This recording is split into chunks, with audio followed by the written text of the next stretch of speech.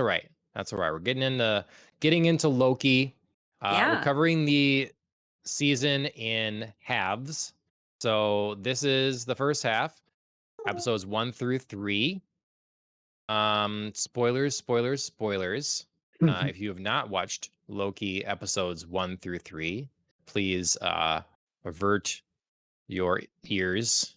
And then a general warning, I suppose, for Marvel Cinematic Universe in general, because Right. that could happen. So, all right. Well, Loki, episode 1 kicks off.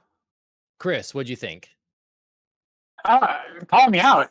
No, it was good. I felt like I was in a real life version of 1984. It was kind of this dystopian, like overarching authority that you're trying to figure out a little bit about, like why they're making the decisions they did. I was really curious as a history teacher about the propaganda they had on the walls. I was really interested about like who the TVA was and is there any illusions that we're supposed to be drawing. And so I'll admit to the audience that this story arc is way beyond my depth when it comes to the cinematic universe. And so I had no idea of who the timekeepers were or who the TVA was. I had no idea about the storyline, and so I was really interested in the institutions, and that's what really grabbed my attention.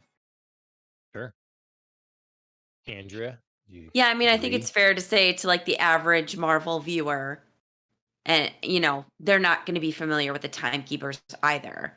You know what I mean? Like, obviously people who like are more in-depth fans and things like that are going to be aware, but like your average Marvel Cinematic viewer isn't going to be like, oh, of course, the timekeepers, the time variance authority. So like, I think it's a good way to introduce that topic, and like a fun way to talk about the multiverse and how it all works and how everything flows together and why there's like, a sacred timeline, why the Avengers disrupting things in Endgame was potentially such a big deal because there is this, one sacred timeline that needs to be protected. So like it's a fun exploration of like all the time travel that happened in the last movie, how that can possibly affect, events and things like that. So I think this is a really fun show. I really enjoyed the first episode. It's very philosophical. I think every episode I've come away with like a deep philosophical question, and it's kind of fun to get in, intellectually deep in each episode, but it's also a lot of fun. And I feel like where Falcon and Winter Soldier was also like philosophically deep, it wasn't as much fun as Loki is. Like Loki's just like upbeat, he's charming, like, it's his character. Whereas like Falcon and Winter Soldier are both like more serious characters. So unfortunately, when they're exploring like deeper philosophical issues, it always feels heavier. And this kind of balances light and shadow, light and dark, heavy, light, whatever kind of metaphor you want to use. It balances a lot better, I think. Yeah. When the philosophical nature of Falcon and Winter Soldier to me always felt a little more happenstance. I don't know. Sure. Like this is very, Purposeful. very yeah. I mean, they Mhm. literally sit down and have discussions, about Right. Right. how they, free will and stuff. So yeah, I certainly it's what's drew me in, other than the unique look, like it looks different. Yeah. And so far all the Marvel television shows have looked different, and I Mhm. appreciate that. um yeah, this definitely feels like it's got a different eye behind the lens and a different aesthetic that I am cool with. Yeah. um I will say, like, well, if for our audio listeners that can't see, Chris has taken off for a brief moment to tend to the wee one. Yes. Um, Tend to our but bebe. he'll be back shortly, and we'll have to catch him back up on any crazy things that we spew from our mouths. I have to say, like, this is talking about not being aware of the timekeepers, and how most people aren't going to be, and I'm still like pushing this bandwagon that Mm. it's you're gonna like these shows a lot more if you're just unaware of the source influences, because I won't even Yeah. how they call it source material anymore. They're with the influences, and I think that so for me, also not being in this part of the Marvel universe from the comic books, like Hmm. definitely none of that weighs me down. I don't have any of those Right. holdbacks or Right. holdups. But it does make me wish that this show had nothing to do with the Marvel Cinematic Universe. To this point, Interesting.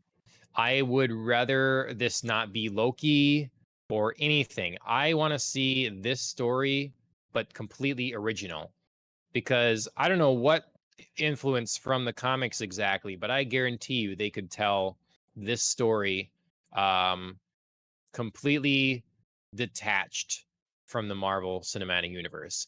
And Sure. perhaps we could be more sympathetic as well to our protagonist, um, in creating someone that does not have the baggage of being a villain, Sure. being so despicable for all of his existence. So So that's kind of been my wish going through this so far. sure. So then I definitely want to ask you a question, because I was thinking about this, about who Loki is at this point in time and who the show portrays him as. So to me, there's a little bit of a disconnect, because in the first episode, we obviously see, and we saw this in Endgame too, it's the Loki who has just tried to take over New York. Right. That's where we're at in his timeline. He's just tried to take over New York, just been stopped by the Avengers for the very first time, first Avengers movie. Nothing beyond that has happened. We don't get Dark World. We don't get Ragnarok. We don't get, Infinity War and Endgame. We get none of that growth that Loki has from the first time he's been defeated through, the mistake of losing his mom. We don't get team ups with Thor and, the repairing of their brother relationship. We don't get Loki decides to, be a hero and stand up to Thanos, even though it gets him killed. We don't get any of that. So to me, Loki is still this like, I'm going to be a supervillain. I'm going to be a king. I'm going to rule the world. But then he's ripped out of that timeline, taken to the Time Variance Authority. And for a little bit, he still acts like, I'm super arrogant, Loki. I'm, going to be a king. And then he's shown like 2-second clips of his life and what happens to him. And Owen Wilson comes back into the room, and suddenly he's all like self-reflective, and he's Right. like, "Oh, I don't want to be a villain, and I'm this way. I don't enjoy hurting people." And I was like, that is so super self-aware and mature for this Loki, that Right. could Marvel maybe not help themselves, and they sort of had to like be like, the viewers have gone on this emotional maturity journey with Loki. They want emotionally more mature Loki.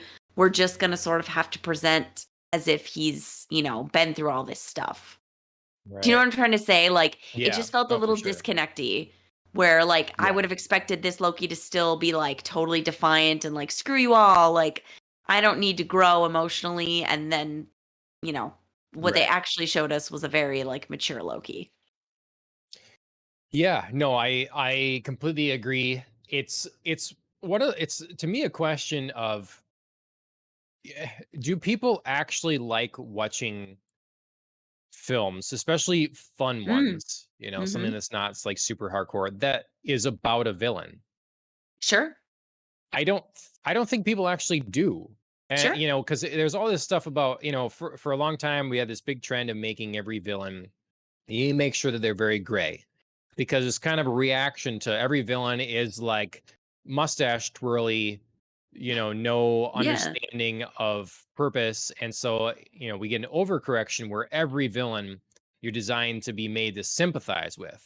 Right, well, Disney is Um, going through that hardcore right now with, like, the Cruella movie that just came out, yep, the Cinderella Stepsisters movie that's being penned right now, by Kristen Wiig, yep. humanizing them, like, everything right now is happening where it's like we're humanizing villains. I don't like it. It's kind of like when Harley I Quinn, agree. she is, introduced in the Batman animated series, Mhm. right hand woman of the Joker, crazy and sadistic. Um, and now she's on a children's show Yeah. with Poison Ivy and Supergirl and Batgirl, and they're all like, and I understand it's like a silly kids show. I get that. But these characters are murderous, bad people that Yeah, don't give a damn about, any sort of law or peace or whatever, And right. so now we have movies starring Harley Quinn that make her fun and funny. And again, we're supposed to root for this person. And I just don't know why we have to take people. I think people liking a fictional bad guy Mhm. to a certain extent, but then that doesn't translate necessarily to that Yes. bad guy being the person you want to win. You don't want Yes. Heath Ledger's Joker to win, right? Even Right. though he's Right. amazing and you love that character. You can, Yes. yeah. Yeah, no, I completely agree. I think it's hard because people loved Loki a lot, Mhm. in the Marvel movies. Um, so I get where Disney would think like, let's capitalize on that. Let's money Right. grab on that. Um, but I agree with you. You can't make a show really about a villain. You need to transform him into like an anti-hero. Right. And that's where it's like really tough for me because again, continuity wise, that doesn't work for me right now because Yep. this Loki is pure villain Loki. If you somehow snatched, Loki who was being killed by Thanos out from under him, that's an emotionally mature Loki. I Right. mean, he's not like the best. He's not Thor. He's not, total hero material, but he's grown, he's changed, and he like picked a side. And for us, it was the side of good. So if you snatched that Loki away, put him in this show, I would have been like, sure. Like, yeah, he has the emotional maturity to do all of this. Hmm. I mean, isn't there something a little like just I know these are fantasy land. It is fantasy land, but isn't there something a little like untrue to reality where like what happens when every villain becomes the anti-hero, like you Right. say, Yeah. so I mean, So, I mean, even we go with Thanos, yeah, sure. designed to be sympathetic, kind of thing, and to understand the motivations and stuff. So Hmm. when you look in real life, it's not that you can't, you know, Ashley listens to true crime things all the time. It's not that you can't understand and sympathize in some way with some mass murderer, but Hmm. you kind of don't, because you just still understand like the vile nature of this person. You could never have a show that is your protagonist is someone that just wears people's skins on their face, Right. and like that's what they do. You might feel bad for them at certain points, but you're like, man, this person is sick, Right. and they repulse you, and we're just like, I don't know, we're diminishing all our villains. Is my point. Yep. And I to yours here, then I would say that uh well, before I like bring that up, Chris is back. Let's see what he thinks. So we've been talking a little bit about um the nature of villains in pop culture, and I've talked about how I dislike the trend to turning every villain into sort of a good guy, a sympathetic good guy. It's like an overcorrection from the days where every villain needed to be like shallow twirling mustache kind of Bond villain to like a gray filled with depth, we must cry for this person, right? Kind of thing, but it's still the villain. And I think there should be room for a mix or balance or something like that. And we're just taking away all our villains. Yeah. And Andrew was bringing up the point, really quick. Andrew was bringing up the point that this Loki we're seeing is a Loki that has not experienced a lot of things that the other Loki has. And so it seems less plausible that he would have the emotional growth and depth to perform and act the way that he does in this series. Yeah, it makes me ask a couple of questions. We'll stick on that thread for a second, but it makes me ask the questions, make me think about the Avengers Loki a little bit differently. So it almost makes his character more sinister if we let ourselves believe the fact that he's capable of this like rational thought and rational planning and doing something for a purpose that isn't purely self-interested, unless we find out in Loki that like all of his motives here are also self-interested. It kind of makes me think about his actions in the Avengers as even more sinister, because he isn't just drunk with power and motivated to diminish Thor in any way that he can, and to make these kind of evil deals.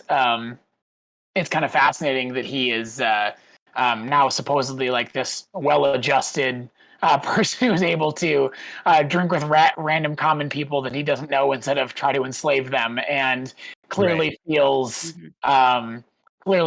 like heartbroken is probably too extreme, but clearly feels the impact of jumping from these disaster scenarios from one to another, which we'll talk about a little bit later. And so I'm not sure if that's the point or if it's just bad writing. I'm not sure, but I think if we think about the most recent examples of similar threads, it happened in I'm sorry, I'm forgetting the title now, but it happened with the Scarlet Witch. She was clearly someone who had WandaVision. Right. Yes, it clearly had been someone who was most definitely, at best, a conflicted hero who had enslaved an entire town population, and they spent 3.5 minutes on how sinister that was and how those people were really mad, and then all of a sudden she is this distraught widow again at the end of the series, and then again they. Half in the movies and half in the miniseries as well, they spent a tremendous amount of time trying to restore the character of Bucky Barnes. And so all of these villains who have a shred of good in them, they're investing a tremendous amount of time in helping us see their humanity. And I'm not sure what the object is, if it's because it's interesting, which it is, because we'll watch it, which we do, or if they're just trying to confuse us about who the heroes are and who the villains are. It's uncertain who that is. Obviously, they play that story out quite a bit in the Avengers series about how this kind of global authority has a lot of negative side effects and ostracizes a lot of people in a lot of communities. That comes at a huge cost every time there is this conflict, but. Yeah, I was kind of interested. I did hear you guys' conversation. I was a viewer for a moment on my phone, so I was listening to the conversation. Okay. Yeah, live stream. So I'm all caught up. Okay. So, all right. Well, yeah, I'm curious. I think that's a really good point that Andrea made, that he was a prisoner 5.5 minutes after his grand plot was defeated and New York was still being attacked. And he has no reason. He has no reason to feel happy, including the fact that he didn't get to have shawarma. So he never got that drink either. He didn't. It's it makes me think as well. Like, I think part of the conflict I always have with the Thor character and then the Loki character, and having this whole element inside of the Marvel Cinematic Universe, is that they're named after gods, They take inspiration from gods. Loki calls himself a god. Mm-hmm. So, but in the comics, there's different takes for like if at times Thor is the literal god of thunder, Right. and at times he's not. And so it adds a complication, like because when you look at mythology, it's not a lot, at least that I've seen, that gods really change. Like gods Yes. are generally kind of created for a purpose, Yes. especially in like certain cultures. Like so if you have the god of lies, the god of tricks, Mm-hmm. that is literally what he does. Yep. There's not Can't a help lot of room for himself. growth, or you are no longer that. The gods Yes. are the constant of Mm-hmm. time, and So can he be? So so can he be? Can he actually be reformed by realizing that his actions are going to lead to the death of his mother and his own death? I think maybe that's the only thing truly that can reform a troublemaker is watching his own death happen. I think that's going to end up reforming his character more than watching his mother die. Even though we've been kind of told this narrative that like that's the only thing that makes him change his ways or to trust Thor more, etc. Is that his mother is the one that he cares about most. But I think he's self-interested. So anything he can do to change his timeline or to experience a different outcome, even as a variant, living permanently as a variant. I mean, what's the end game for him? I mean, variants are designed to be extinguished. So does he earn the right to continue existing on an alternate timeline? Like that seems like against the core philosophy of the TVA. So we'll see. So I want to definitely get to bringing up like, you get to see your own death, because I felt like that was a big moment and like worthy of like a follow up and a discussion. But I do also want to say, so just going on the thread of gods are created for a reason moment. Thor as the god of thunder has a lot more room to grow as a character, because like you can be the god of thunder if you're a happy god of thunder or a right. immature god of thunder or a mature god of thunder, like whatever you want to be. You can just be the god of thunder and that's fine, because thunder doesn't change. But Right. Loki is the god of mischief and Right. trickery for a reason. Like, you don't, unfortunately, if you're the god of that, it feels like you can't really evolve beyond that. You know what I Right. mean? Like, because then you wouldn't be the god of that thing. Thing is like a constant. It's an unchanging thing, and it's a thing that, is part of your personality. Whereas like thunder doesn't have an attribution, so like you can be, like I said, I feel like you can experience emotional growth, maturity, etc., and still be the god of thunder, and like nothing would really change. Hasn't the cinematic universe now here proven though that they're not gods? Like, that's the thing. They've Like, not proven that, but they've said that they're like godlike. And I remember when they were first talking in the Avengers about like these guys are basically gods, or Thor says we're not gods, and Loki's like, but we basically are. We live like all this long time. We have all these powers, and Odin was like, yeah, you're like sort of gods. So it's very murky. Yeah, I don't know. I feel like Marvel itself is, hasn't like quite figured out what they are either. it's always that complicated thing with nerddom or any sort of thing like this is you can't have it both ways, where you want something of depth that demands you then or asks of you to think about it. But then, on the other hand, be like, well, don't think about it so hard. Like, Exactly. Don't consider the details so much. Like, get over it. It's a fake show. But think very, like, specifically about what I'm trying to tell you right now. So, yes. I think they know their audience. I think that they are. I think they know that people are going to be hyper analyzing it, and I think they get a little sadistic joy of never giving us answers. Yeah, maybe. Yeah. Well, yeah. What do you think, Chris? I was saying that I think that this is the one show in particular, as Marvel, like, I think is getting more and more confident to deviate from source material. But this one, I just feel like I would have loved to see this having no connection to the Marvel Cinematic Universe. Just none of the characters, nothing, just its own fantasy sci-fi thing. I think I could buy into the whole setup and the time, everything better. And it doesn't carry with it the baggage. And I know there are moments then that they get to add in this because it's connected to everything else that are Right. satisfying. But for Well, what would not it being take to, tied what down. would it take to segregate it? I guess in your mind, like, is it the not having the starting point with the Tesseract? Is it not not having Tom Hiddleston? Is it not like how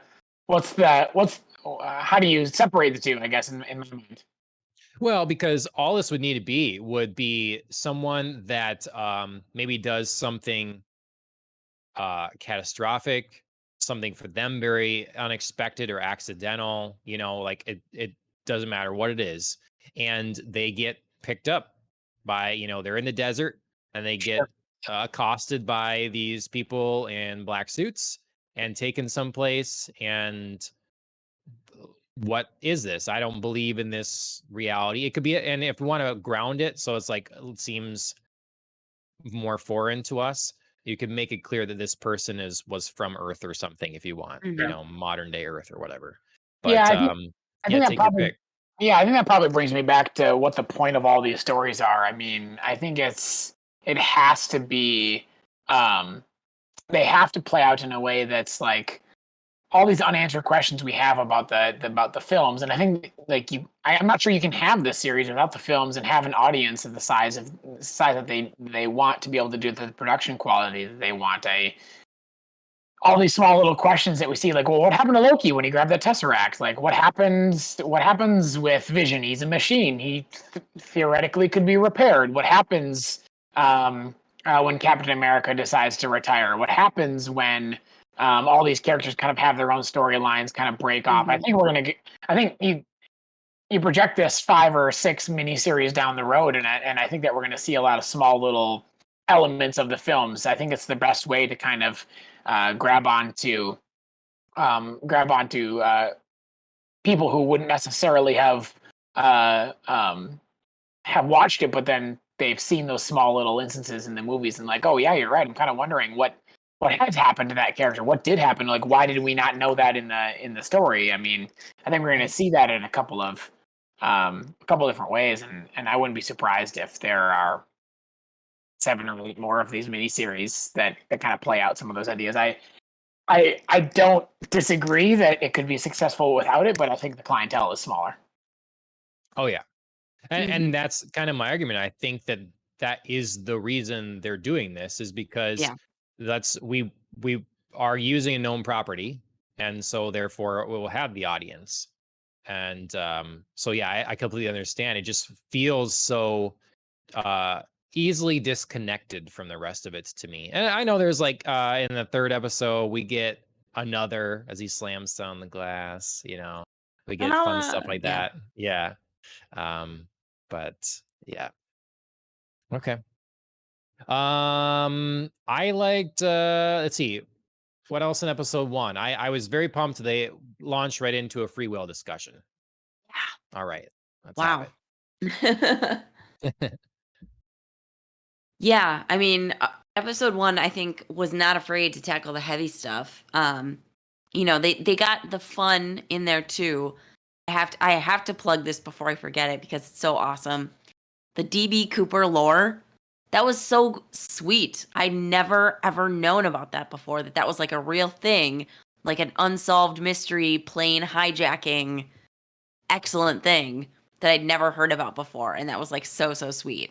So, like, I love that they can have those like super fun, let's travel back to the 70s and have this like jazzy little sequence. And then also balance it out with like, what is free will? Like what does it mean to you, and why does Loki feel like he gets to get it, but then like subjugating an entire crowd of people because free will is an illusion that destroys your life and choice is an illusion that destroys your life. Like, how do you balance those perspectives? How do you Mhm. balance, I get free will, but somebody else doesn't? Well, rationalization. It's a powerful thing. It really is. Apparently, even for, God or godlike creatures. I think Mhm. if we back it up for a second, and Loki has this notion that he is the exception to the rule, right? Like that free will is dangerous, and but I think that Loki and the TVA agree with one another that free will it doesn't really exist, and I think that Yep. Loki's the only one who isn't on board with that idea that like there is this kind of destiny for individuals, and obviously like that gets more complicated when you talk about some of the other cinematic universe characters, but I think in this instance like the TVA is a natural fit for Loki because he recognizes that all these people are just like cogs in a machine that's running. So I mean, interesting. Yeah, it is a bit of a taste of his own medicine. Yeah, That's for Yeah. it is sure. With exactly. Yeah, some rule reversal. Yeah. maybe we're predicting the Um. later parts of the episodes. So, when you guys were sitting there and listening to the free will discussion and learning more about this organization that's unknown, like, what are your thoughts on the organization? Do you believe they exist? Do you think that it makes or that they have the intent and abilities that are claimed? The mission statement is true, and I know Andrew and I have talked about free will some. Yes. I haven't heard on Chris's thoughts on much of that, and Yeah, I'm not quite sure what the like. I think we're all pretty suspicious of the TVA. Like they're the one organization that we really don't know what their motives actually are. And I've got notes kind of throughout like a couple different layers here, but I think one element of this is the TVA is apparently some sort of secret organization that enforces the concept that people don't actually have free will and they have to stay along this timeline. So, like, who are they trying to convince? They seem to have a pretty thorough propaganda network. They have commercials and mascots and posters on the wall, and um, this line they fed to all these groups. And I think, obviously, in episode 3, we get a hint that maybe the TVA is a little bit more sinister than it's originally portrayed. That all these characters are variants themselves. That's what Sylvie mentions in episode 3. And so I'm kind of curious what the um, what's the re-education process look like for these employees? Who are they trying to convince? Why is it that they have such a intense propaganda network? If everyone who comes in episode 1, all we see is two people who come in and they're both extremely hostile, and one is executed, and then Loki falls in line at least temporarily. And so, what's the if that's their if that's the ultimatum, like why do they need to convince anyone of everything? It's like it's a simple choice. Mhm. You follow our decision or you die. And so there's an infrastructure that's critical to the organization that is meant to convince, not to punish. And Mhm. so I'm curious who the population is that they're trying to Mhm. convince if they are a secret organization after all. So it has to be the people within the organization to kind of toe the company line. Yeah, I agree. Like if nobody comes to the TVA, Right. except people who either A, never leave it, or B, never leave it because they're executed, then your propaganda only works internally because no Yep. external people ever see it and then leave. So Mhm. that's obviously like suspicious right away. And then I think we're pretty trained to be suspicious when, you say like the timekeepers are in charge, but nobody gets to see them and nobody gets to, Right. know about them. And the closest thing you've seen is like cartoon versions of them in like the propaganda movie or Statues. the statues. I, Exactly. I have some thoughts about that later that I want to bring up when we talk about episode 2/3. But like, Sure. yeah, it's very strange, very strange. And I think like the other element of that is the people who work for the TVA, like the foot soldiers, seem to have a little bit more awareness um, of like the outside world, and obviously they have to step into it, and they don't have their memory wiped, and so they're aware of all these different moments when they've had to kind of restore the timeline. But the employees at the TVA are like shells of people, Mhm. like the guy who didn't know what a fish was. Right. Like clearly, like how is it possible I mean, not trying to project our own understanding onto the characters, but like, how is it possible that a variant could come in and not understand basic species classifications, that type of stuff? Right. So, like, this isn't just sit you down in front of propaganda and keep your eyelids open and tell you, like, recognize that our way is the right way. Like, there's clearly some memory wiping, brainwashing going on here that's even more extensive, like forgetting your former self and recreating you. And so I'm expecting one of the next 3 episodes to kind of show us kind of that extreme, sinister element of the TVA, the side that no one sees. Well, and the other thing with this discussion they had for free will or not was that didn't seem to come up was we're talking about destiny. Usually the idea is that something is preordained, therefore it's not that it's not that it's being made, it's that it is written. And I get the idea from the TVA more that they're sending their people out to rid the world of variants and like adjust the timeline as it goes to get to a specific outcome. Yep. So it's kind of this active, like, as opposed to you're born and therefore you have like a pre-written path. They're sort of like moving the road in front of you, Yes. you know, and then if you move off the road, they axe that version of you, and it, you know, the other version you proceeds as they'd like. So it is to me, if that's what's happening, I mean, is that enough of a distinction between like the traditional understanding of destiny and what these guys are trying to do? Yeah, I think so. Because destiny, even though it's larger, it still can be individual. And in this version, it seems like individual destiny might be discounted in favor of, like this larger universal destiny. Like everybody gets here, even if your destiny, and we want to get here. So maybe like individually your destiny was to go off the path, and maybe that actually is your individual destiny, but sorry, can't have it because we need universal destiny. And we need like everybody to get here. So you and your potential fate or destiny have to be pruned in order to follow this timeline. All right. Anything else about episode 1 before we start talking about 2? I mean, Yes. So I said I wanted to come back to this. So Loki gets to, be on his own in the room with a video of his timeline and his file and like everything.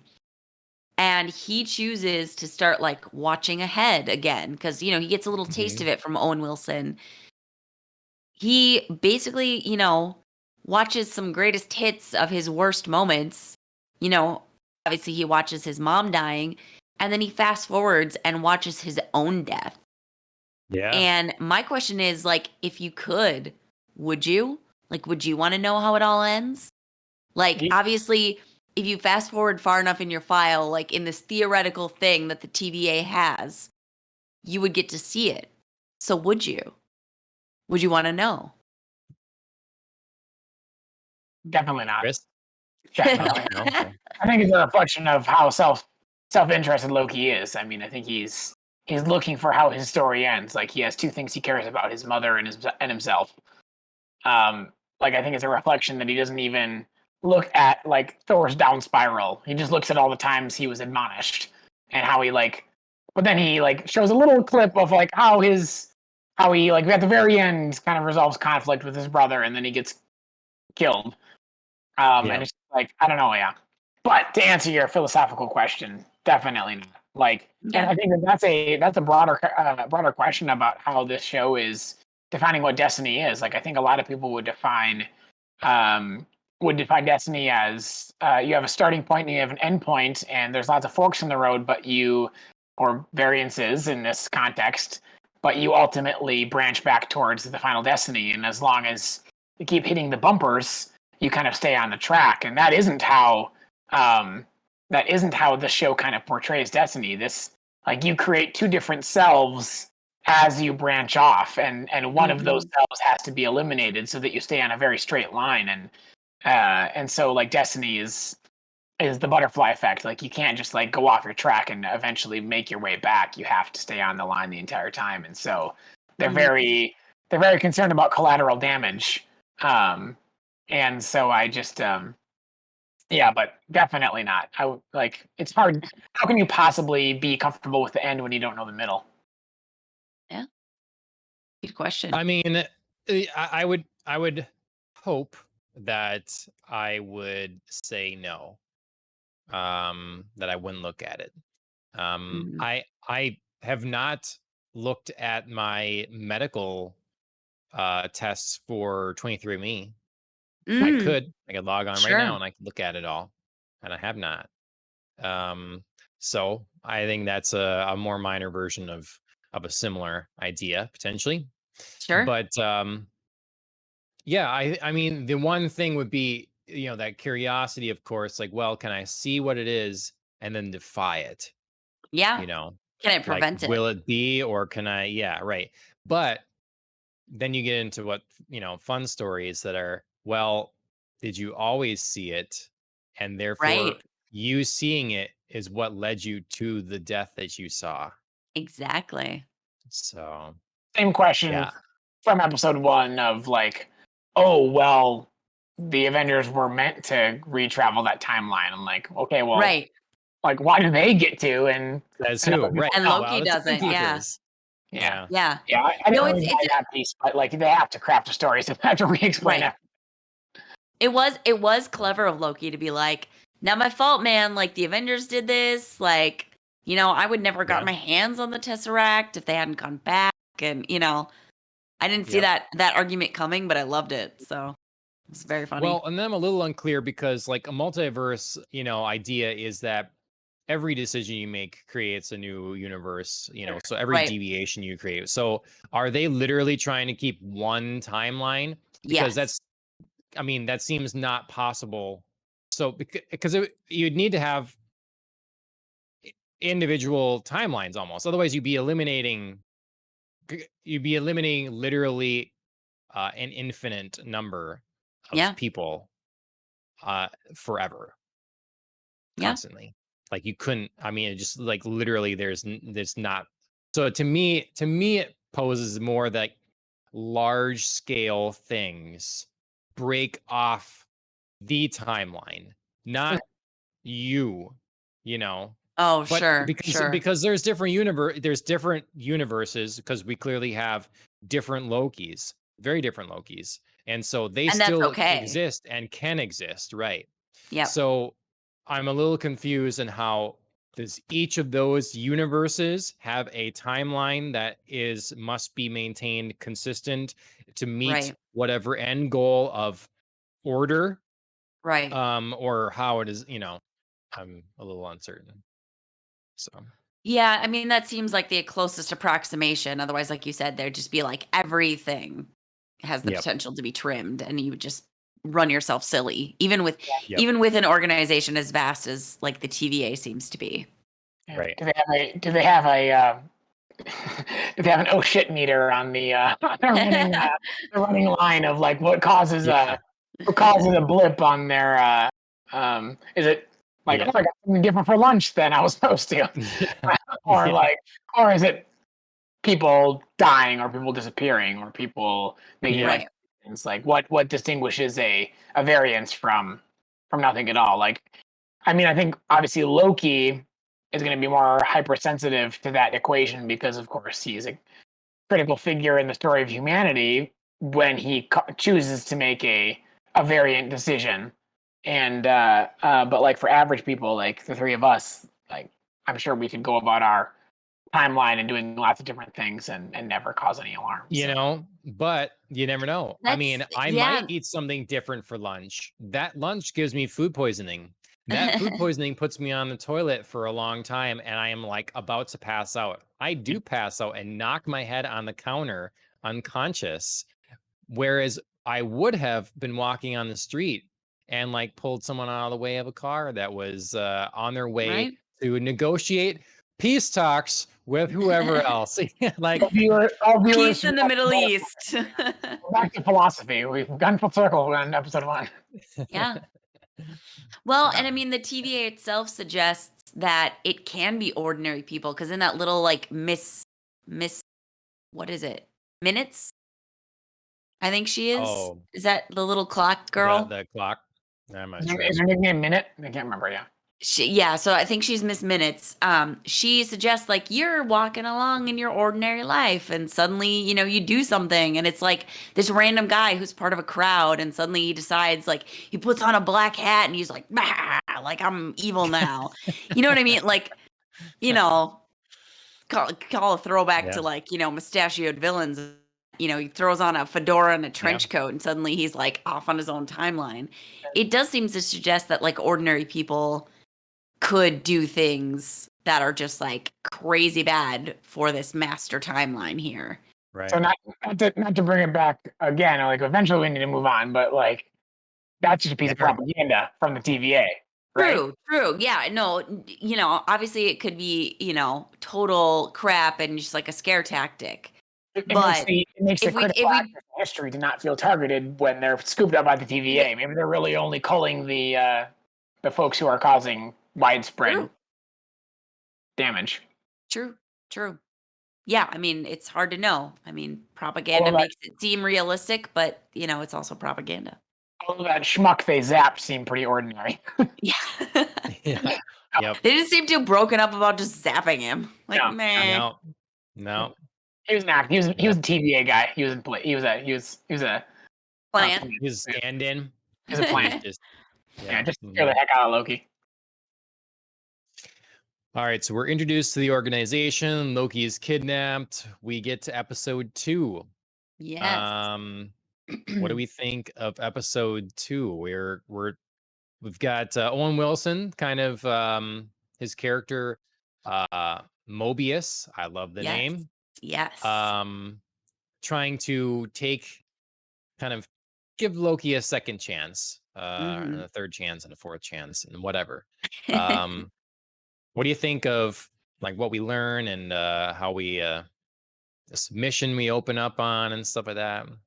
So I had a question for everyone, and I caught it only because I made Andrea pause it when we were watching it together, and I didn't put this in our show notes, but I had a question about all the other variants that Loki had created.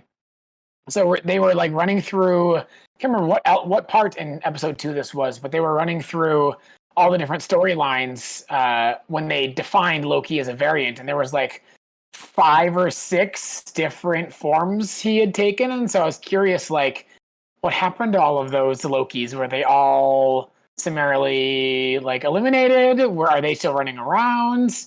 Why is Sylvie the only one they haven't caught? I'm kind of curious, like, what moments did he create variants in, and obviously the God of Mischief is more likely to do that, but like there was a couple of like cartoon drawings of some of the different variants that looked like they're coming from a case file, and what happened to those guys? Yeah. No. Yeah, hard to say. Obviously, we don't exactly know. I thought it was a nice nod to like the mythology of Loki as a figure because he just has so many different stories about him in mythology, different versions of him that are male, are female, are monstrous and hideous, are smooth talking and handsome, and like I just thought it was kind of like a fun variation on like the many different Loki stories, and like he's such a different being, and at times he appears very physically different depending on which story of Loki you're talking about. So I don't know, I thought it was kind of like a fun nod, possibly significant, but also possibly just for fun. It again brings up that confusion of like, what is this Loki we're seeing? Because is he a character? Is he an alien? He's a person from another planet. They happen to be stronger than Earthlings, and therefore seen as godlike to many other species of lesser abilities. Or is he a god and the god of tricks? Because you know, the variants they show there, I mean, obviously so many cultures have a trickster god. Yeah. They're not Loki, but then so are we making the argument that those other cultures trickster god all are Loki, but Mm. to a different understanding of a different culture? Or in Africa there's a trickster god. I don't remember his name, but often takes the shape of a spider. Very, very different than Loki. You Oh, see him as like a kid and Anansi, I stuff. think. Yeah. Yep. Yep. And so it's like, are we considering that Loki? Right. Because I would consider that it's inherent in cultures to, or you see similarity in gods because we are surrounded by the same life and the same Sure.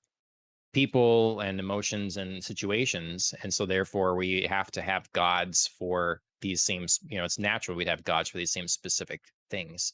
Sure.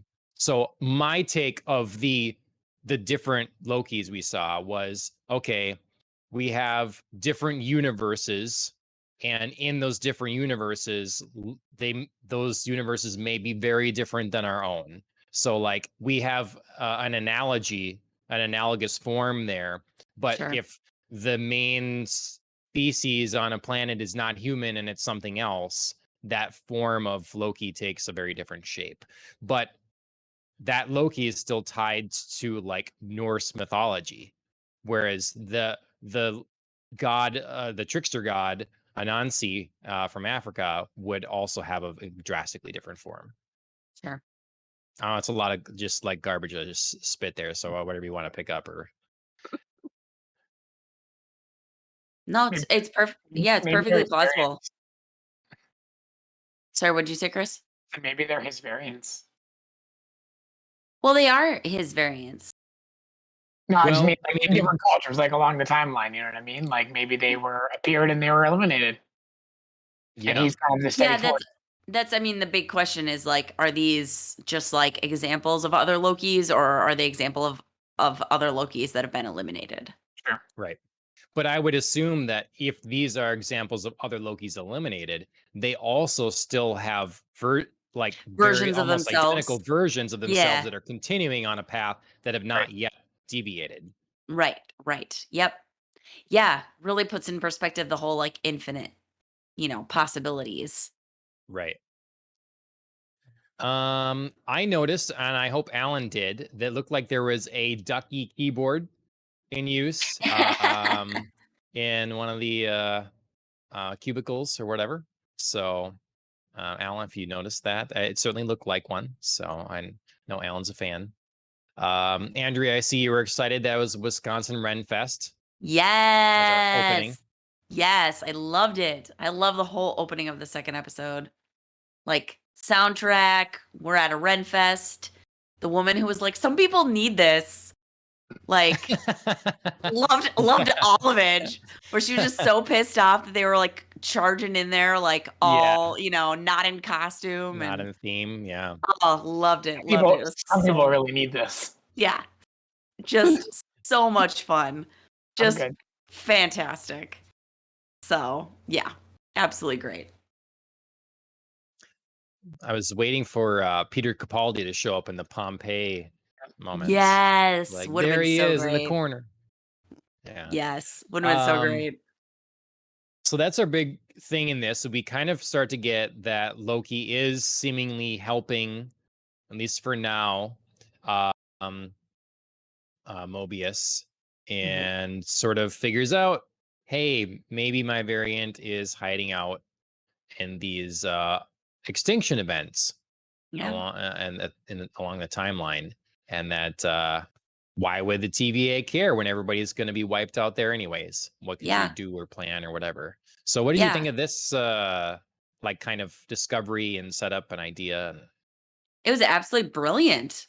I mean, he's got such a point. Like who would obviously care about what happens, and you could do whatever you want in the last few moments before an apocalypse if the apocalypse is just going to happen, you know?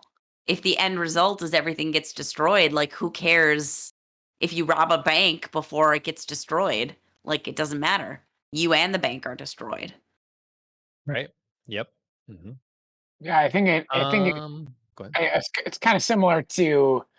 It made me think about what other scenarios would they not care about people appearing, like variants appearing to just be an observer of events, and variants appearing to like pose as other people and maybe not affect the end result of a situation. It was kind of interesting that it was like, what are some of the other answers? Because I obviously they're short episodes, but he got to that quick.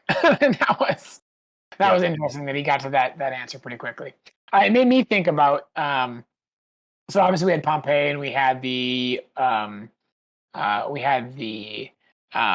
modern I can't remember the time, the Oklahoma. 2051, where with the Oh, in Alabama. But yeah, I was wondering about the other dates. Like, was it just for fun that they were picking these dates? Like the Andrew mentioned the DB Cooper one. If that was just for fun, 1970s, yeah. yep. And then they had the 1840s in Oklahoma. They had 1985 in Wisconsin. They had the 1540s in France. Like, is there something to those dates? Like, why was the variant there? There had like, it wasn't like, why would he go to those places and those times to lure TVA people there to steal their time resetting things? Like, why would those moments draw attention? Like, are they totally random, or are they really like? Is there something behind the dates that Sylvie was choosing? And I was taking notes about that when I watched. Like, I don't understand what those dates all have in common. So sure. Yeah, they could be Easter egg things for sure. That might be something interesting. three of them are in the United States. Like, why is that? mhm. Why is that the case? So Yeah. Yeah, I don't know. I wonder if we'll get any sort of answer on that, or if it is an Easter egg, or if it literally is like, well, we need to kind of just diversify, like, right. Sure. yeah. Well, that's what I don't makes you know. question it. Like, if diversifying was the answer, they would have picked like. And then the last one is in Alabama, obviously, but like, why would they pick 3 out of 4 in the United States outside of the fact that like that's where the Marvel Cinematic Universe occurred for the most part? So kind of interesting that they picked that. Like either Yeah. that, or I don't know if it's lazy or if there's more to it. Viewership for relatability, Maybe. like understanding that Yeah. where your audience is from, and like tying it to home a little bit that way. Yeah. You think they would have maybe like if they were trying to, do a little like to the movies or whatever, like they would have done the United States, obviously, but they would have done like New York or like Sokovia if they Sure. were going to branch out of the Mm. United States, just to be Yeah. like, it's, on the Avengers timeline and stuff like that. We know these things. Yeah, my Mhm. So it's immediate interesting. It's interesting what they picked. my immediate thought was, oh, like they're trying to pick places like Sylvia's trying to pick places where like something big is about to happen, and like that's going to be a situation where they might cause a variance, an additional like disruption in time, and so they're going to like rush to these moments. But like those moments, as far as I'm aware, are not critical for any particular reason. So Because they were cleaned up. yeah, Yeah. well, yeah, Now we maybe. don't know about them. Yeah. I don't know what was going on Reset. in the 1540s France. I'm a world history teacher, but I can't think of anything really critical in that time period, or in 1840s Oklahoma, etc. So, Yeah. But it lends to the idea that anyone can be a variant, anything can step off of the course, and it can True. be a seemingly small thing. yeah, and they're apparently able to track those variants pretty effectively. It's not just like when they cause a disruption, because they were able to find them quickly. So Yep. Andrea, I like your note here. Existence is chaos, and we try to make sense of it. Yeah. Um, That was that's a little deep thinking with Owen Wilson there, just like that kind of like was boiling down, the point of the TVA: existence is chaos and we make sense of it. And that's our purpose. But then it was just sort of very like philosophical. It's like it's broadly applicable. It's, why we have origin stories and why we have, science and religion and, all of these big other things that try to explain the nature of existence because, it's chaotic and crazy. And if we didn't have something to try and like force it into, logical and linear progression, we would just be so lost. Sure. So Yeah, yeah, it just was interesting to me. He's getting deep about it, but then goes on to say, well, you think about it too hard, like you just stop. Just, you can't Yep, think about it too hard, kind of thing. exactly. And then his explanation of like where they're getting to is, well, then there will be order. Yes. And it's sort of like these to me are like red flag kind of things. Like, Yeah, it's such a okay, well, fantasy. stop thinking about it so much, and don't worry. In the end, there's order. Yeah. Like this So who's whole order? and we're gonna meet in peace at the end is just like, how Mhm, is this not like some sort of like fairy tale line you're being fed here? mhm. But Like it if you all just see magically works. Yep. But if you see whatever mind wiping kind of thing, re-education they have, and then again, when, like you say, when someone doesn't know what a fish is, and like their entire exposure is everything there, that is totally the reality. And like, Right. of course, you're not going to. It's almost like a slap in the face. Just thinking of it, like where you're a variant, so you did something you weren't supposed to. So you get brought to the TVA, mind wiped, and now everything you do is exactly what you're supposed to. And you don't like step outside that box. It's almost like I could see it almost as like a pride thing that we've taken these deviants and wrangled them, and they are now our bots, like Yes. you know, are under our complete control, and they think what we want them to think, kind of thing. Well, it's very Irony.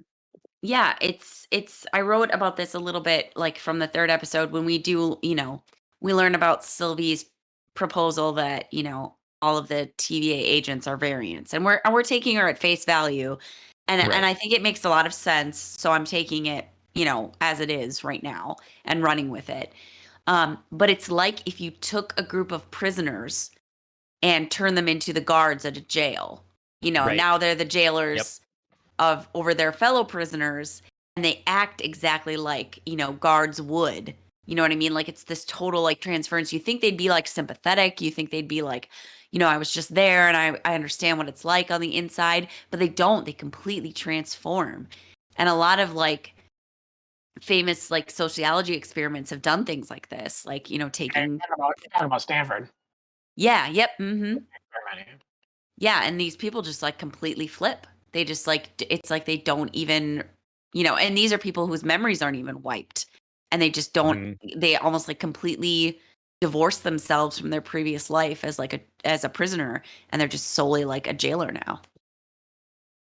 Uh, um, what's the study you're referring to? So the Something Stanford out of prison Stanford? experiment, I think it was in the 60s or 70s, and they literally did that. They took college students and they made half of them the guards and half of them the students. And there's been a lot of more modern analysis of the event that like it wasn't as necessarily intense as it was documented, and it was kind of like set up to happen this way. But like in psych textbooks, you'll read about how the guards like got drunk with power and they um, abused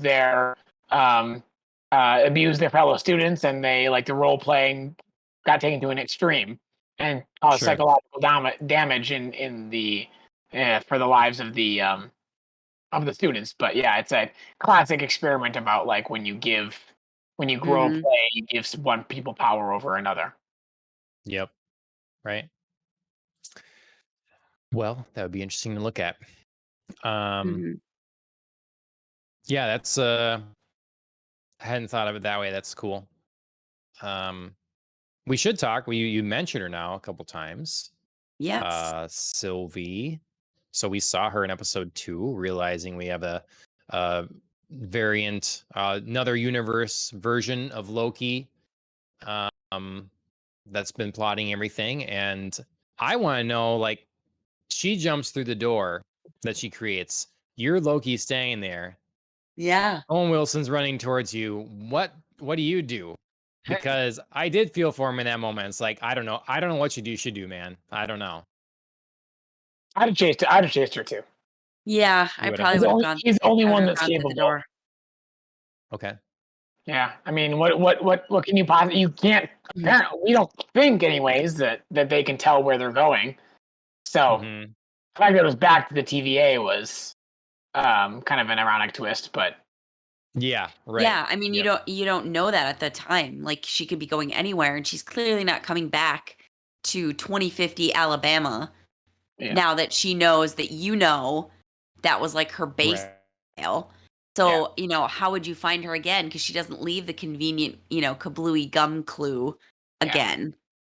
And it was her base for a goal that she achieved. So No, Yep. not exactly. well, she set off the bomb, and it started creating all of these She different. didn't get to finish the job, Yeah. Exactly. which was very frustrating to me because that is where Loki is, we do see his lack of growth like shine through again. Is just so self-absorbed, like just follow her. Just like, so what are you gonna, see what she's gonna do? Like if your goal is to take over the whole thing, what good is it gonna be for you to try to stop her from, I don't know, killing these Time Lords, so I was frustrated with that moment, but I guess it rings true for the character. Like the arrogance, like he's going in there like, I'm the only one. automatically calling the inferior version, and they're back and forth about the whole like they're not gonna work with one another. So Right.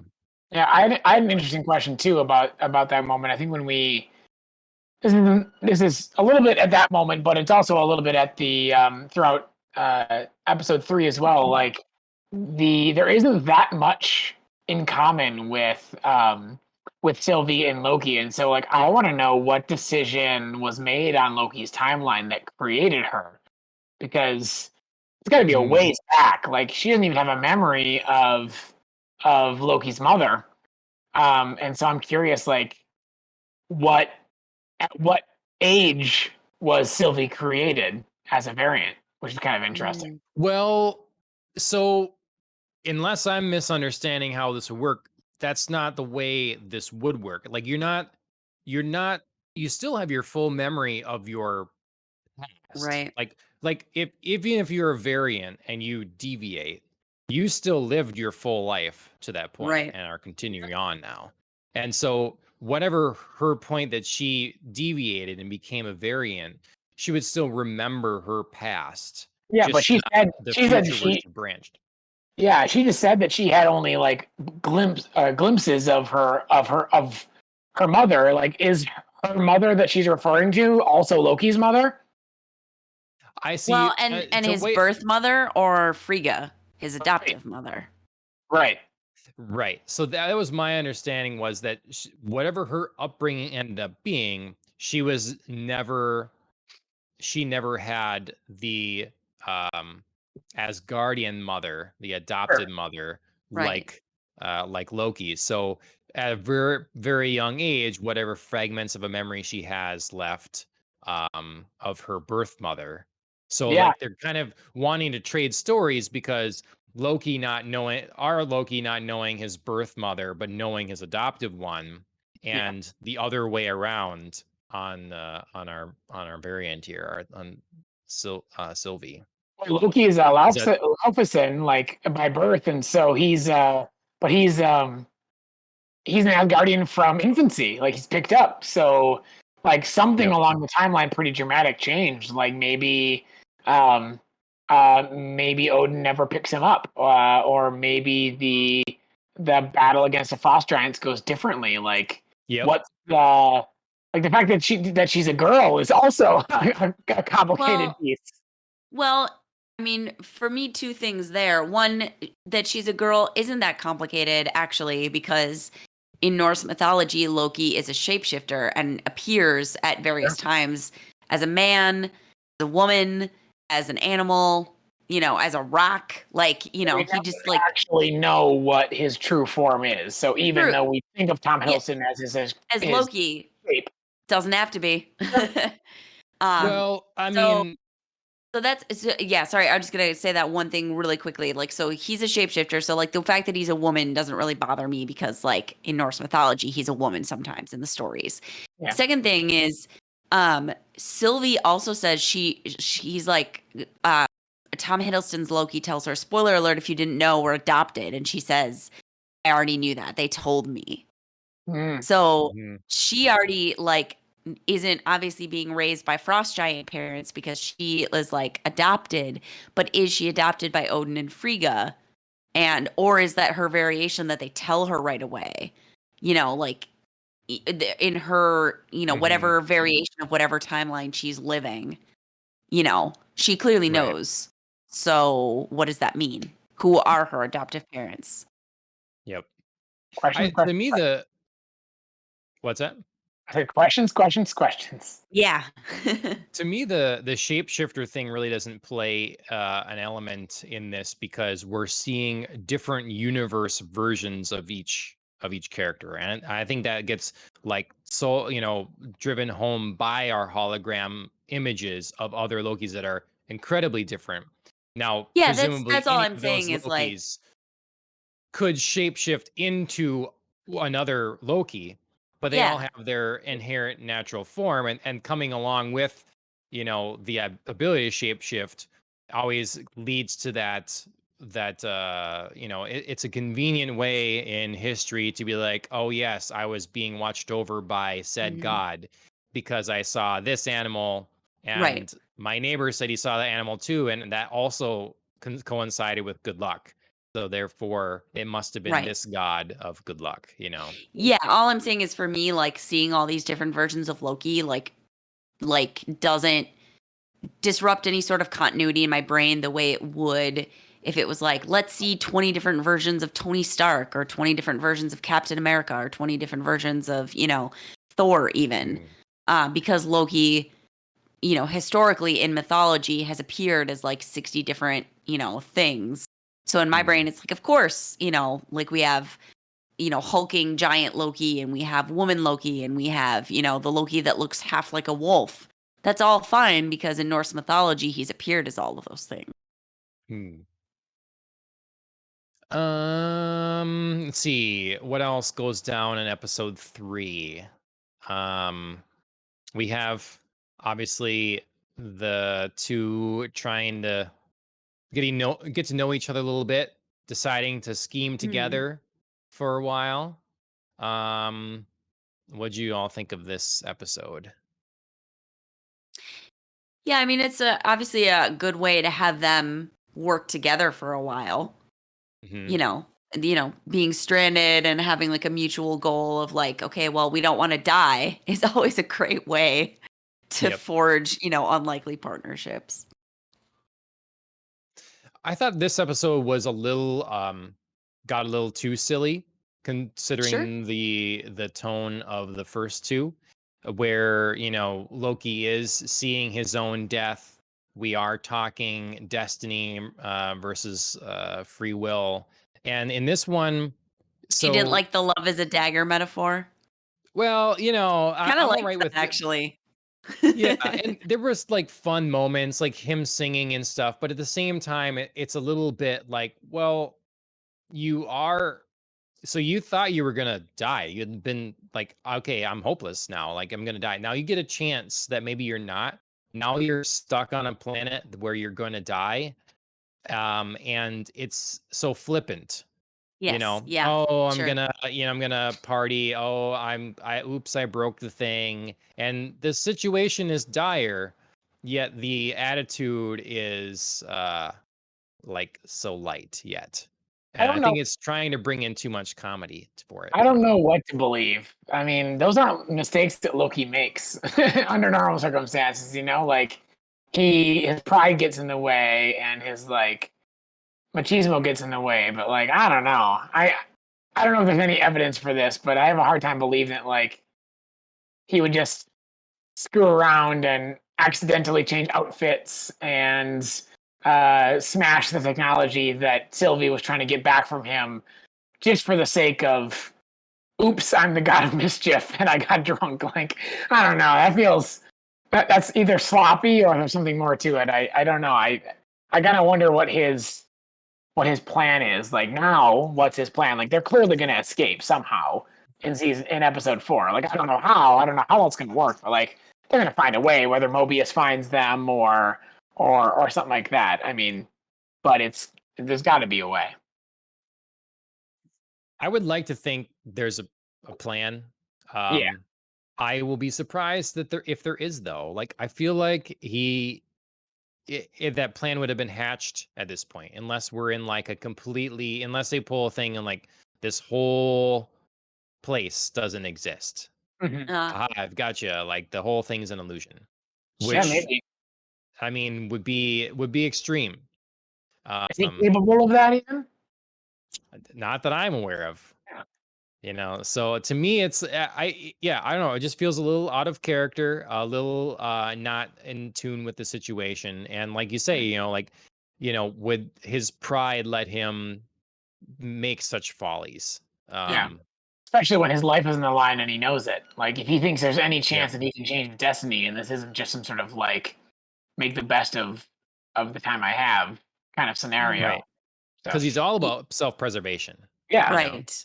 It's hard because we've seen not this Loki now, because he's being ripped out at the Avengers moment. We've seen like Dark World Loki pull off impressive illusions before. I mean, he had Thor very convinced that he died. Sure. So it wouldn't be beyond that Loki to project something on scale, especially if he gets Sylvie to tell him how she does her like transference, like, mind control, right? Whatever you want to call it. Yeah, and I think I wrote I had that question kind of written down as well. Like, so Loki has recognized and is clearly curious about the different ways that Sylvie uses the same her magic powers. they have access to. Yeah. And he even takes that moment in the TVA to explain the difference between, I can't remember the two terms that they used, like projection versus some other. Yeah.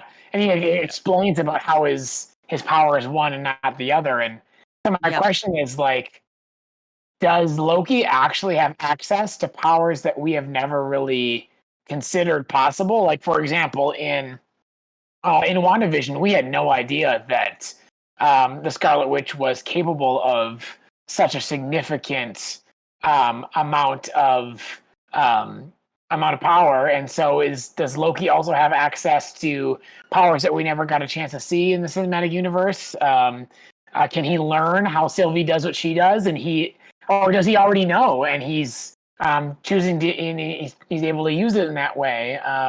Does he need to be taught? Are there other ways from other variants of how they use their magic, and is he going to be able to utilize those in a way? It's kind of interesting to think about, like, what tools does Loki actually have? Yeah. Like, is it possible that the device that is broken was an illusion the entire time? It was totally fake. Like, I think there's a pretty good chance that that's true. Yeah. Yeah, so. It could be the Yeah, it's hard to take anything with Loki at face value. Yeah. I hope they don't let us down on that front, because that will be fun if there is a sufficient amount of gotcha. Because it can be everywhere, and it can be more convincing than the like Mission Impossible mask. Right. It's kind of a one-trick show. So right, exactly.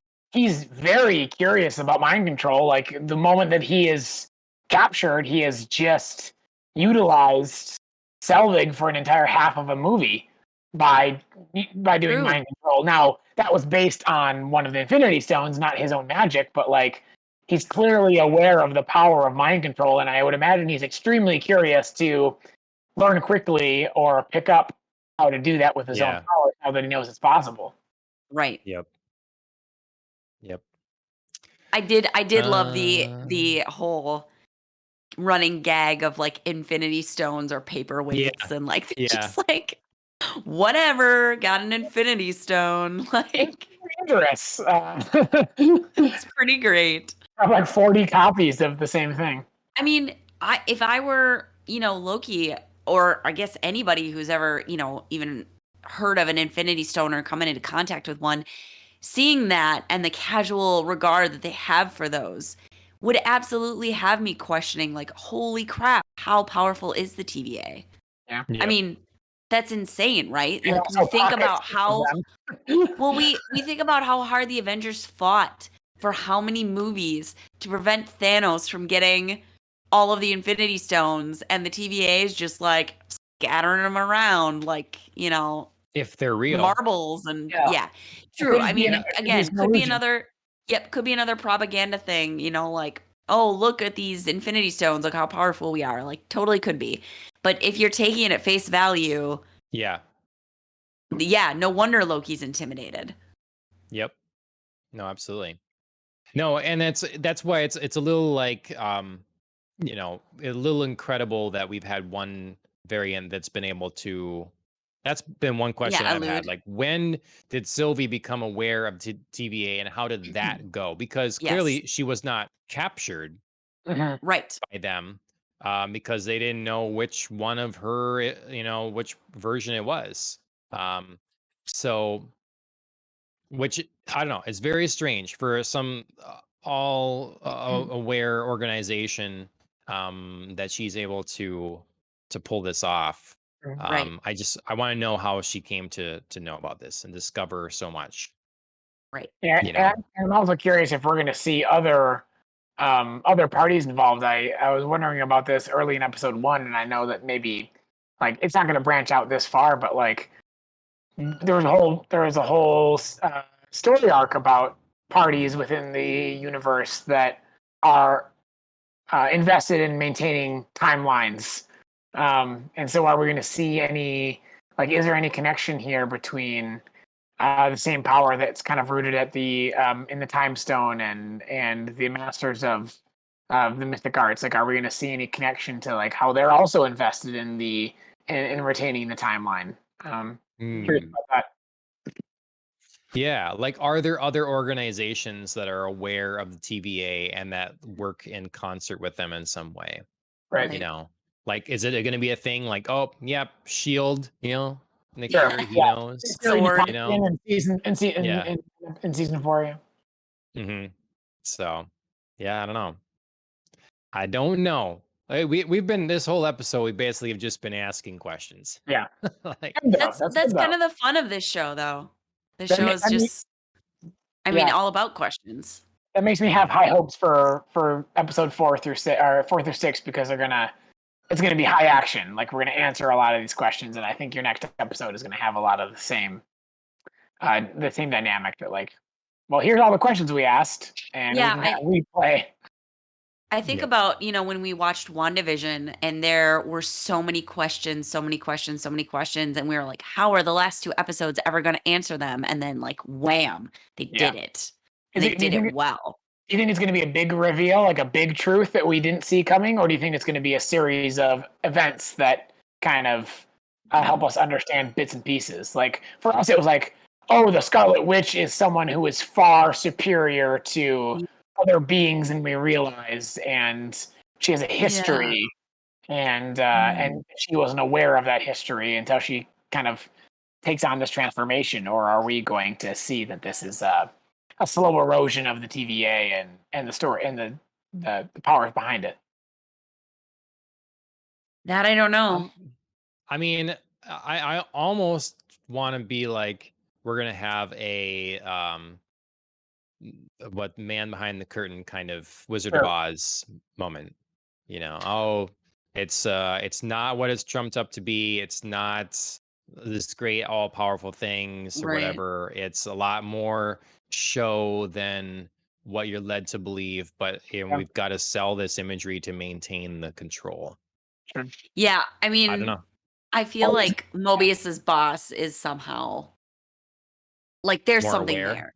Yeah, Like, why won't you let she's- me see? He's like almost and clearly is Right. like, let me. Can I talk to him? Kind of thing. She's Yeah. very I like like that puppet too. master. Yeah, Renslayer seems fishy to me. Either she Yeah. is. I mean, is she a variant? Like, is the judge a variant? Or is Well, she maybe. like, or is she a timekeeper like in disguise, or is she? Okay. Yeah. Like, because if she's been brainwashed and then was revealed all this knowledge, or maybe it's BS. Like, maybe no one has ever met a timekeeper, Yeah. Right. and they're just kind of slow fed this truth until they believe it, or this story until they believe it. I do have to say, if this is like we're taking at face value and all these people are variants, I want to see Mobius's backstory. I really hope they do like a little detour blip, whatever it is. If it's significant somehow to like the TVA and the creation of the TVA, even if it's just like a random offshoot, I want to see it. I want to know because I think it'd be He fun. made Shanghai Noon, and critics didn't like it. He was a variant from that moment, and I was just about to say that he didn't crash the wedding. I was just yeah. He didn't crash the he wedding. decided to reform Yeah. himself early. Oh. He didn't adopt that dog. He's actually the best male model, and he defeated Zoolander. Oh my God, it wasn't Right? supposed to happen. Yep. Can't No, happen. never mind, he did. Yeah. The world never saw Blue Steel. Yep. Yeah, Yep. whatever it is, I want to He's see fun. it. I think it'd be cool. I enjoy him, and he plays his part well. Yes, Yep. he does. He's the exact same character he is in a lot of different ways, and it's still good. Yeah. So I've enjoyed the performances. I have to say that this show, of all the Marvel television shows thus far, like on Disney Plus, has definitely grabbed me first and hardest. So I'm most interested by this one. So what's your prediction for what's upcoming? What do you think's gonna Yeah, happen? man. I mean, right now we see no way that they can get off the planet. I mean, that would be interesting to see. Yeah, I created an illusion that I destroyed the device. Something. I don't know.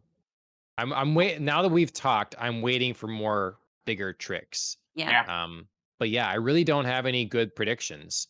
I rewatched the trailer right before I came on, and there's one thing I didn't understand yet, and I think they're trying not to give too much away. But there's a clip of Loki saying in front of people, and I didn't recognize them right as it kind of buzzed by. But he's wearing a Loki campaign button. Oh yeah, I remember. Right, Yeah, what does you he have do, Loki's the campaign horns button. on too and stuff? Yeah, and he's got like a 3-piece suit, maybe. I didn't notice the horns, but maybe that was the case because my eyes got tracked on the button because it's a politics thing. So like that's where my brain went. And I was curious, like, what's the context there? So obviously they get off of the planet that's being destroyed, but what's the outcome? Like, is Loki gonna have a story arc where he gets drunk with power that he's able to obtain by manipulating the timeline, and he's gonna have another reform, or is he gonna get just worse, or kind of interesting? Or is it just a Loki from a different universe, different timeline? Right. Is this like a side story like the whole DB Cooper? Was it obviously just like a fun little, like, let's just make this jazzy little segment, you know? Mm-hmm. Yeah. Yep. I wish I had some solid predictions for you. I really don't. And I guess that's part of what's keeping me pretty excited for it. So I feel like if we read all of the comic books, we would probably have a deeper understanding of some of the options that we see in front of us. But I think it's more fun this way. Yeah. Yeah. I mean, I guess, yeah. Well, I guess we'll never know unless we go back and read them now. But we need our viewers to help us out with some of the options. Give us a multiple choice quiz. I feel like more of the connections are probably surface. Probably. You know, references and hints rather than wink and nod. Yeah. Yep. Mm-hmm. All right. Unless there's any other final thoughts, that's been Loki episode 1 through 3. Our thoughts, our uninformed non-comic book, having read Loki comic books thoughts. So take that for what you will.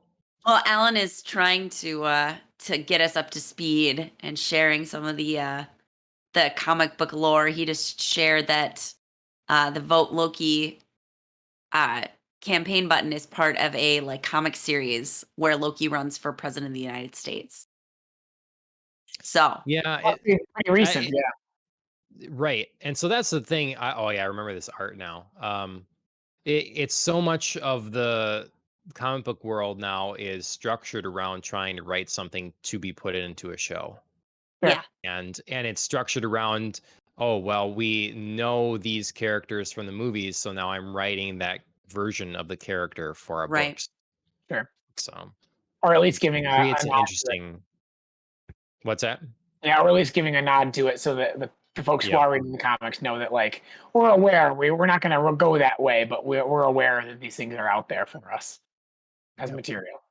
That was the only other thing that I had in my notes, that when I was trying to do just a little bit of background research, so to kind of know who the TVA was. I went down a rabbit hole on Google when I saw the Franklin D. Roosevelt pen that they took a moment to like focus on when Mobius signed his name on the bottom of the Yeah. contract. I was wondering what that was about because that kind of got my mind going and made me think about like who the TVA is and what it's representative of, and but it didn't really go anywhere. But I bumped into the idea that in the comic books apparently there's another alternate timeline. So there's a being that created the Timekeepers, and they also created another set of beings called the Time Twisters, and they were the original ones who were supposed to kind of keep the timeline progressing, and they instead chose to try to go back to the beginning of time and figure out something. And so, like, there's this restoration to what the TVA in this show currently governs under the supervision of the Timekeepers, and I thought that was interesting because the little device that Mobius is using to like rewind Mhm. to rewind Loki, he called a time twister, and that was kind of another little Easter egg for the Oh, comic book Yep. that's readers. cool. They're going back in time, and I think that was kind of again, I don't know a great deal about that storyline, but it was interesting to know Yep. that maybe they're not going to go that direction by it because they already used the Sure. reference.